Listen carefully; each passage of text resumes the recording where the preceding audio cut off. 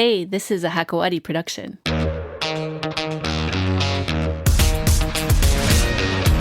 Michel Zoghzoghi is our guest today on The Men's Room. Michel is an incredible wildlife photographer.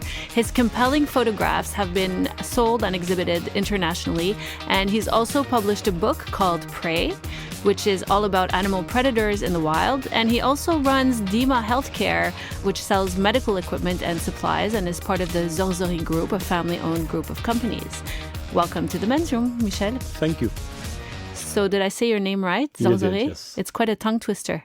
Well, you get used to it. But I really like your first name. Michel. Yeah. It's much easier. Yes. And also, if you and I got married and we lived somewhere where That would be quite men took interesting, actually. women's last name, you'd be Michel. Absolutely. And your life might be a little bit easier.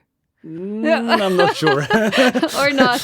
On the name part, definitely. Yeah. So, anyways, you're a photographer. Yes. Not by trade, but by choice. By passion, actually. By passion. It's kind of interesting to be talking about photography on a podcast, actually, considering, no one can see the images. But so I want to let everyone know that they can see your images on Instagram. Your account is at Michel_Zoghzoghi. And it's worth noting that you already have like 121,000 followers, which is pretty impressive for basically an amateur photographer. Well, yeah. Well, how long have you been taking pictures? I basically fell in love with photography about 14 years ago. I was 40 years old. I was traveling to London to attend a polo game organized by a friend of mine. The plane was late. I bought a camera, and this was the beginning of the love affair. So you took pictures at that polo game? Yeah, they were terrible. I thought at the time they were great, but now that I look at them, they're pretty terrible. What kind of camera was it? It was a Canon EOS 20. So basically a mid-range camera with a normal lens. Like a 5 megapixel or something like this? It was like 10, I think, 8 or 9 actually. Okay. But then I just instantly fell in love with it. And did you start posting your images on Instagram right away? No. I started Instagram 3 years ago. At the request of my nephews, actually, who said you have to be on Instagram. Yeah. So I started my account 3 or 4 years ago, I think. And how often do you post stuff? Once a day. Mm-hmm. Yeah. It's a pretty big following you have. Yeah. I mean, it's the whole point of my photography is to spread the message of awareness. So the more people see the photos, the better off I am. I'm basically trying to show what we're losing. The beauty of nature. Yeah. So I know you go on at least about 3 photography trips per year. Why do you do it? What's your motivation? Tell me about that. Basically, I love it. It's a pure pleasure. For me, it's the most pleasant things to do. And also, because we are living in a beautiful world that is slowly, becoming not as beautiful. And I want to show people the beauty of the Arctic, the beauty of Africa, the beauty of India, the beauty of all these remote places. And I'm hoping that by seeing the beauty, they will become more aware and they will do something to save it. What are the things that you've seen on those trips that are worrying you? I started doing these trips 15 years ago, and between the first time and today, I've seen a huge difference. Differences that are supposed to happen over a course of 100 years happen in the course of 15 years. Less animals, more people, more pollution, more houses, less green space, just basically things are accelerating. So let's talk a little bit about the book that you published back in 2012. You've published 2. Yeah. There's one in 2012 called Prey. Exactly. That's the first one? Exactly. And the second one I published recently in November. It was actually a fundraising project for an NGO I'm on the board of, which is Animals Lebanon. And it was basically a book on cats and dogs in studio. And all the proceeds of the book went to, specific projects undertaken by Animals Lebanon. So who's easier to photograph? Wild animals, dogs and cats, or people? I wouldn't know about people because I'm not a big person. You never take pictures of people? I do, but I'm not good at it. I'm much better at, wildlife and animals and at people. That's interesting, though, because I would imagine that it's hard to direct animals. And you don't direct them. In studio, yes. The most difficult thing actually is cats in studio.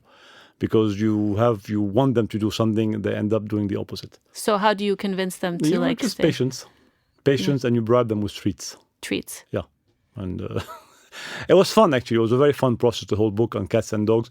It was over 120 or 130 photo shoots, and there's 2 books, one on cats, one on dogs. And what's the name of the book? Both books are called Catitude and The Unbearable Lightness of Woofing. So, Cute. yeah. So, and then Prey was really about wild animals, predator animals. Yes. But you kind of had a nice story that went along with the book. Basically, the predator has become the prey. I know it's a bit cliche, but it's the truth. Because the predators are so beautiful, so pretty, so elegant, they basically become the unfortunate subject of human greed. There's less than 3,000 tigers left in the wild because people want to have a tiger skin in their living room. Or there is some people that believe that tiger teeth and claws have aphrodisiac properties. There's only 7,000 cheetahs left in the world for the same reason, poaching, encroaching on farmer land. Same thing with sharks. We kill, on average, between 75 and 100 million sharks a year, mostly for shark fin soup. Polar bears are endangered because of their loss of habitat, climate change, and all these things. So basically, these animals that are beautiful are gravely endangered. So this is why I focused on them for, it took me 7 years to do the book, actually. And I know that, like the dog and cat books, the proceeds from the sale of that book went to various organizations. Exactly. Mainly, actually, the Children's Cancer Center of Lebanon, okay. but also other organizations. Okay. So you're also obviously very interested in the environment and concerned with the way things are going Very on the much so. planet. Is that something that you think about on a day-to-day basis? And how do you live your life to kind of feel that you're doing things the right way? I try as much as possible to do the things that we should be doing: recycling, eating less to no meat, not littering, stuff like this. And I try as much as possible to push people around me to do the same. This is on a daily basis. Also, I'm very involved in this NGO called Animals Lebanon to make sure that people don't abuse animals. I do a lot, as much as I can do as an individual, and I'm hoping that other people are trying to do the same. So when you talk about recycling, Yeah. okay, that's one thing.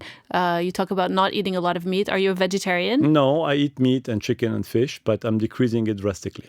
I don't believe in extremes. I think today we need to take action fast. But it's not by telling people if you eat meat or chicken, you're a murderer, that we're going to get anywhere. We need balance. If people eat meat once every 2 weeks instead of eating 4 times a week, it's a huge victory. Is that how much you eat? Meat? No, I've actually cut down much more than this. The last time I had meat was 4 months ago, I think. Wow. I eat fish, chicken, and I'm decreasing this drastically as well. What's wrong with eating meat? Number of reasons. First, environment. It's estimated that about 15% of climate change is due to the agriculture industry, to basically cows digesting grass, the methane. You're talking about factory farming, obviously. Exactly, yes. But this is how we all eat our meat. Also, it's horrible the way these animals are treated. Whether it's here, the US, Europe. I mean, obviously the US and Europe is a bit better, but the way they're put in cramped places and then slaughtered is horrible.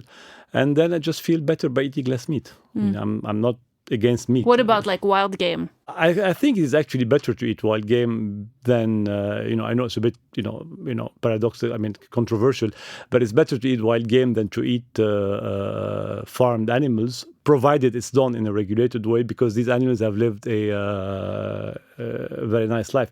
Ideally, I would like to stop meat, fish, and chicken. I'm working towards this. I'm gonna get there, but I'll do it gradually. What are some of the other things you think our humans can do? I mean, you mentioned that the places you visit now are getting polluted, they're overpopulated. What are some of the things you think that the world needs to change in order to kind of reverse that course? Well, radically have less kids. But this is, a very unpolitically correct, position. We're 8 billion people today. If we keep on growing, even though the estimates, predict that within the next 10, 15 years, population is going to start decreasing, no matter what we do with, that many individuals, we're bound to create pollution and depletion of resources and stuff like this. So the ideal would be for people to have less kids. Now, being less, more realistic, consume less, use less plastics, do just common sense stuff. I mean, don't go to the grocery store. When you go to the grocery store to buy one item, don't get a plastic bag. Avoid buying an apple cut in 4 pieces and wrapped in a styrofoam thing with plastic on it. It's like common sense stuff. Yeah, I mean, that's the bare minimum. I mean, we could be doing so much more, Yeah, obviously. of course. I mean, recycling. Like in my company now, we're all recycling. At home, I'm recycling. Driving less and walking more. I mean, we can do a lot of things. But you'd be surprised how little people do. I mean, even the recycling that is basic is not practiced very often in Lebanon. Why do you think? I don't know. Probably education. Yeah. I think people worldwide are not aware of how bad things will soon become, or how bad. I don't want to sound like the prophet of doom, but things are deteriorating very quickly. To give you an example, I was in the Arctic for 2 weeks in March. I became very good friend with the ship captain. It was an icebreaker, who told me that over the past 20 years, the amount of ice that has melted was catastrophic. And if you read statistics, the Arctic has lost 50% of its ice. This is huge. It's, of course, people are going to tell you, but the ice melting in the Arctic has zero bearing on us living in Lebanon. It's wrong. The whole climate is changing. It's becoming warmer, colder. What will happen to Lebanon if all that ice melts? I'm not a climate expert, but I can see that weather patterns are changing everywhere. The tornadoes are stronger. The hurricanes are stronger. It's warmer everywhere. Even forgetting the weather. Look at nature, the environment, the pollution we're creating. Let's not talk about weather. I'm not a scientist, so I can't really talk about how weather will affect us. But I look around us at the level of pollution we have, the lack of green spaces, the way we're polluting the water, the sea, the forest around us is catastrophic. Do you feel when you're taking pictures and you're showing the pictures that in a small way, you're just trying to show people like the beauty of this world? Is that kind of how you feel, or is it not exactly connected? It is connected, but I'm afraid that, and this is a feeling getting more and more, is that the more I show the beauty of the world, the less people will feel the urgency of doing something. Because if you show something beautiful, people won't read the text because people have a tendency of not reading. And they say, oh, that's beautiful, so there's nothing we need to do. That's an interesting way of looking at it. Or they could be afraid to lose it. But you're right. How do you send that message in a clear way? It's kind of a challenge. This is my contribution. Of course, in addition to the personal things I do, my contribution is basically showing what we're losing. Yeah. So, where are you going next? What's your next trip?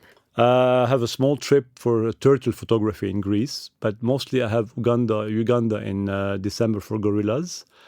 Probably India for leopards and tigers in March. And I have a month and a half in the Pantanal, which is next to the Amazon in Brazil, for jaguars.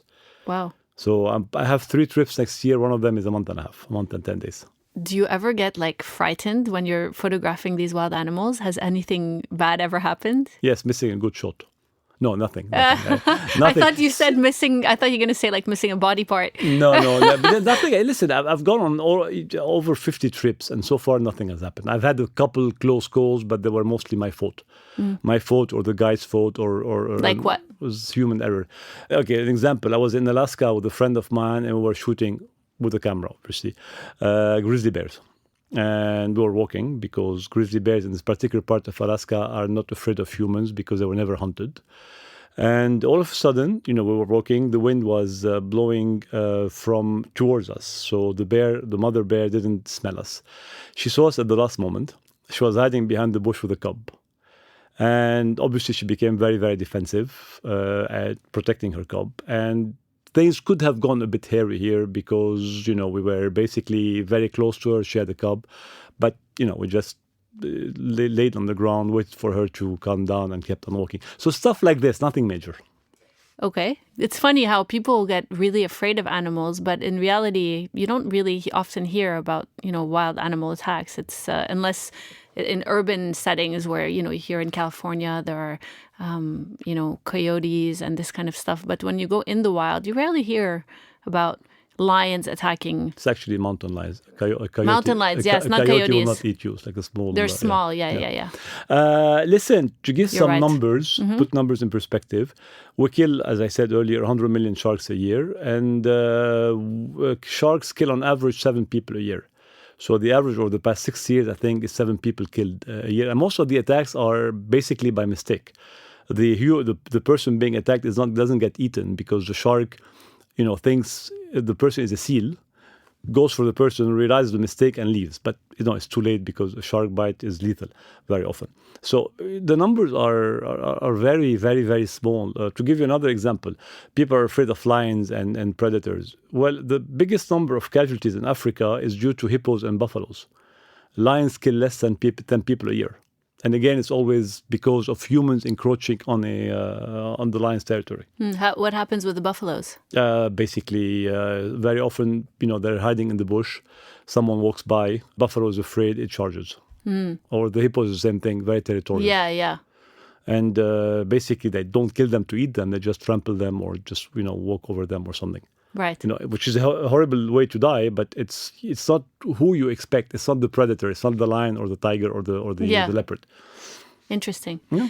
So what kind of equipment do you use now? Canon. Because one of the very important thing about wildlife photography, you don't have time to learn about your equipment when you're in the field. You need to know the equipment by heart. So I learned photography on a Canon camera, and I learned the menu, how it works and everything. So I kept on doing the same thing. And, you have the lenses also. So basically Canon. Do you use like a lot of, yeah, special lenses? I have a very long one, a medium one, and a short one. Usually, Okay. To be specific, the short one is 100 millimeters, 70 to 200 to be precise. The medium one is 500, and I have a very long one that's 800 millimeter. And that's all you bring? With another the camera. few, like 3 bodies, another few smaller lenses. I have usually 40 kilos of equipment. Oh my goodness. Yeah, the lenses are 5 to 7 kilos each, the big ones. Do you have any formal training? Formal as in degree, no. But I learned a lot through workshops, reading books, going to exhibitions. But I'm very lucky because I met very early on a very good photographer and we became very good friends. So he kind of became my mentor for the first 5 years of my photography career, if you want to call it. And then I've been learning alone, practice. So how many pictures do you take when you go out on the day? I mean, are you the whole day taking pictures, or basically you have to wait till you see the animals, which is not always When obvious? I first started my trips, I used to take 5,000 photos in a trip and keep about 200. Now on a normal trip, I take no more than 300-400 and I end up with keeping probably 10. Ah. So I become much more selective. You know when to shoot, when not to shoot, what time of the day. Usually you have 2 or 3 good hours of flight. And Which is when? Which is like 5 in the morning or 5 in the afternoon. So early, sunrise, sunset. During the day, usually don't do anything unless there's like amazing action happening. So I stay out with the animals the whole day. Like in Brazil, for example, for the jaguars, it's by boats. It's on the river. We're most probably going to stay, we stay the whole day on the river. So waiting for something to happen. But usually between 9 a.m. or 10 a.m. and 4 p.m., nothing happens. What are you going to see on the river? Jaguars. Jaguars are on the banks of the river. This time of the year, they actually spend most of the time on the river because it's very hot. They hunt on the river, they drink water, they rest on the river. So they're always on the river. Only when it rains, I love shooting in rain and snow. When there is rain and snow, my shooting hours are extended because you can get amazing light during the day when you have a rainstorm or something. Why? Because it's very dramatic. Okay. It's I don't know. There's something with the light that becomes beautiful after a big storm.